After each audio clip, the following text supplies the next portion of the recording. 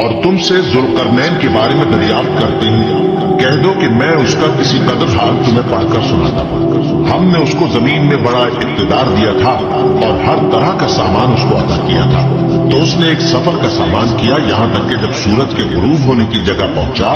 تو اسے ایسا پایا کہ ایک کیچڑ والے چشمے میں ڈوب رہا ہے، اور اس چشمے کے پاس ایک قوم دیکھی۔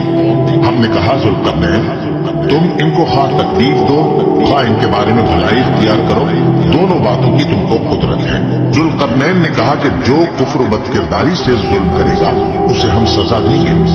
پھر وہ اپنے پروردگار کی طرف لوٹایا جائے گا تو وہ بھی اسے بڑا عذاب دے گا، اور جو ایمان لائے گا اور عمل نیک کرے گا اس کے لیے بہت اچھا بدلہ ہے، اور ہم اپنے معاملے میں اس سے نرم بات ہیں۔ پھر اس نے ایک اور سامان سفر کیا، یہاں تک کہ سورج کے طلوع ہونے کے مقام پر پہنچا تو دیکھا کہ وہ ایسے لوگوں پر طلوع ہوتا ہے جن کے لیے ہم نے دھوپ سے بچاؤ کی کوئی اوٹ نہیں بنائی تھی۔ حقیقت یوں ہی تھی، اور جو کچھ اس کے پاس تھا ہم کو سب کی خبر تھی۔ پھر اس نے ایک اور سفر کا سامان کیا، یہاں تک کہ دو اونچے سیدھے پہاڑوں کے درمیان پہنچا تو دیکھا کہ ان کے اس طرف کچھ لوگ ہیں کہ بات کو سمجھ نہیں سکتے۔ ان لوگوں نے کہا کہ اے ذوالقرنین، یاجوج اور ماجوج اس علاقے میں فساد کرتے رہتے ہیں،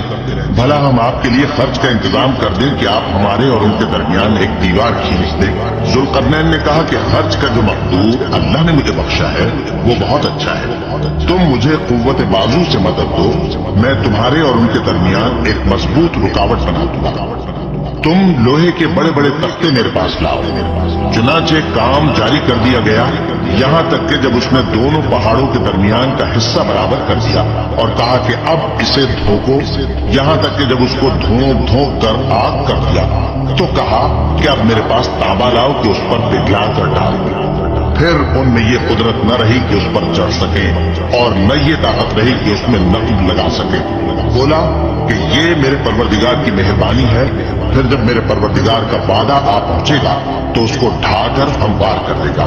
اور میرے پروردگار کا وعدہ سچا ہے۔ اس روز ہم ان کو چھوڑ دیں گے کہ روئے زمین پر پھیل کر ایک دوسرے میں گھس جائیں گے، اور سور پھونکا جائے گا تو ہم سب کو جمع کر لیں گے، اور اس روز ہم جہنم کو کافروں کے سامنے لائیں گے۔